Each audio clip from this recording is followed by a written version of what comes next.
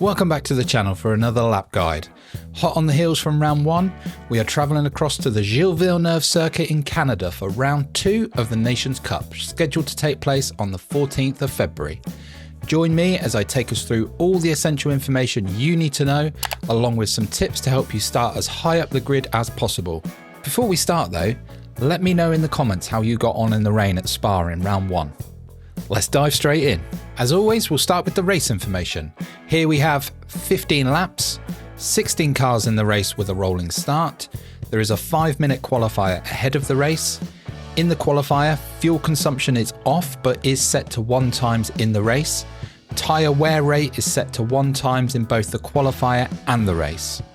The regulations are, only 1 usable dry tyre is available, and that is the racing soft. The intermediate and wet tyres are also available, but fingers crossed we won't need to use these this time. Wide body, nitrous or overtake are prohibited. There is a specified car for this race, which is the Red Bull X 2019, either the 25th anniversary or competition editions. Under car restrictions, we have BOP set to low speed, car settings, adjustable brake balance only. For race settings, DR and SR are both affected. Light mechanical damage, there is no minimum number of pit stops. Track limits are set to normal. And finally, penalty settings, shortcut penalty is weak, no wall collision penalty, colliding with other cars is penalised, and cutting the pit lane line on entry or exit attracts a penalty. Today's lap we're going to be looking at is, at the time of this recording, the current top time on the global leaderboard of a 1 minute 14.615. Now, with all the formalities out of the way, let's get out on track. On the run down to turn 1, we've got 2 braking markers. We've got the 100 board and we've got where the tarmac changes colour in the road. Once we hit those, we're going to brake in a straight line, and then we're going to come to this orange painted section of wall, and again where the tarmac changes colour. This is our turn in marker for this corner. We're going to change down to 3rd gear. We're going to really attack this curb. And then once we start to mount the curb, we're going to change up to 4th. Notice how we've got our left-hand wheels over onto the grass. Both our right-hand wheels are right on the curb across the white line. Then we come across the curb. There's a line that goes across the track. That is our turn-in marker for the right-hander. Shift down to 1st gear. Hug the curb. There's an orange square in the fence. That is our acceleration marker. We're going to change up to 2nd gear, being very careful on the throttle here. It is an easy corner to power oversteer out of. Then we shift up to 3rd gear, and once the car straightens out, we can really start to accelerate. On towards turn 3, we've got the orange square in the fence, which is our brake marker. Up ahead is a 50 board. That's our turn-in point for this right-hander. I'm going to shift down to 3rd, really attack this curb again. Once we go across the curb, we're going to shift up to 4th gear. We're going to look for that line across the track, which is our turn in for the left part of the corner. Staying in 4th, just notice that we're not braking. We're being very careful on the accelerator again, and then go as close as you dare to the wall on the right-hand side. Use all the space you can, accelerate through. Our next braking marker is the 100 board. Just before we reach that, we're going to start to brake, and then we can see the yellow painted section of the wall on the left. That is our turn in marker. Shift all the way down to 1st gear, back up to 3rd as we go across the curb. The exit road on the left-hand side, once the first part of that reaches your screen, you're going to turn back across to the right, shift up to 4th gear, and accelerate down the next straight. As we come into turn 8, our braking marker is where the grass turns to concrete here.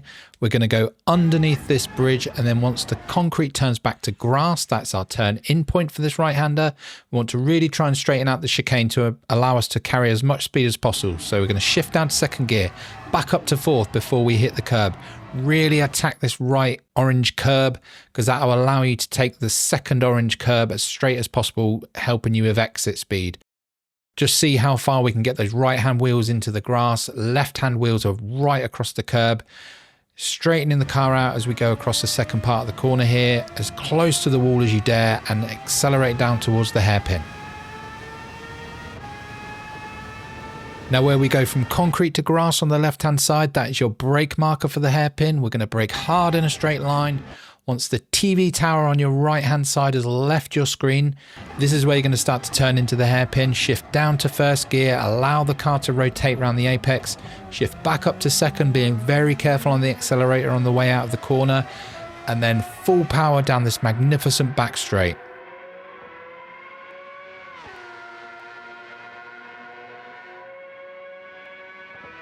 As we come down to the last two corners, 13 and 14, there is a hut on the left-hand side. This is your brake point. Brake hard and in a straight line. Now you'll probably notice there are a couple of new bollards on the chicane here, which probably worth bearing in mind because they could become a factor in the race. But anyway, back to business. Turning point for the first part of the chicane is this white line that goes across the track. Shifting down to third gear as we turn into the first part of the chicane, back up to fourth as we go across the curb. Probably notice here that we don't attack the second part of the chicane as much as we have done with the other orange curbs on the track. We don't want to get thrown too far wide. Attack the wall of champions as much as you dare. Power down the home straight for a 1 minute 14.615. And there we have it. A lap around Gilles-Villeneuve circuit. Let me know in the comments if this has helped you out, and feel free to drop by after the race to let me know how you got on. Have fun and race well. It would be great if you could consider subscribing to the channel so you never miss another lap guide. And why not drop into one of our Gran Turismo live streams?